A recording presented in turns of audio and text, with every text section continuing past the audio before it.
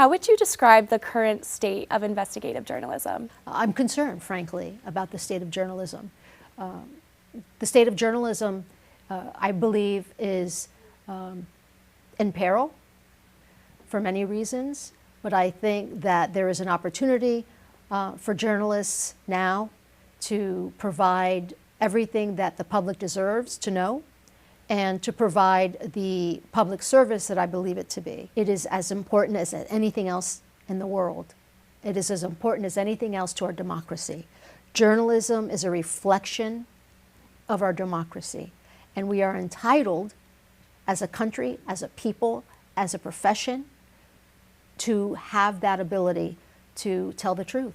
And what kind of risks, personal, legal, professional, are investigative journalists taking when they're reporting on sensitive stories? Well, I think that risk is a part of life, and I think that if the focus of an investigative journalist is what risk does this pose to me, as opposed to what does this investigative piece provide for answers, then I think maybe that person should consider doing something else. Journalism is such an important public service that the risks associated with that public service should pale in comparison to the responsibility that journalism provides. So I think that as long as a journalist is working with a set of standards and ethics, then that's the most important requirement. And there's a perception that there is a growing anti-media bias with the Trump administration. What are your thoughts on that?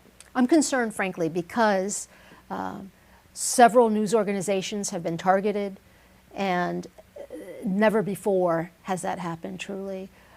Surely that different administrations have balked at certain journalists or balked at the media as a whole, but there is a standard that, as a democracy, is extended to journalism, because journalism is a public service. And when an administration is dictating which journalists can or cannot be a part of public, then that's of concern. What is your advice to young journalists who want to pursue investigative work but are hesitant to ask the tough questions to those of authority? I think the hesitation will ease with experience. And I think that whatever it is that might hinder your work as an investigative story could also be turned around to benefit your piece. In other words, if a young reporter has fear or anxiety, as long as those are not part of a paralysis in moving forward with that work, use it to become more prepared for a story. Use it to become more curious about a story. Use it to be a student of what you are investigating. Thank you so much, Ms. Sargani. I really appreciate your time.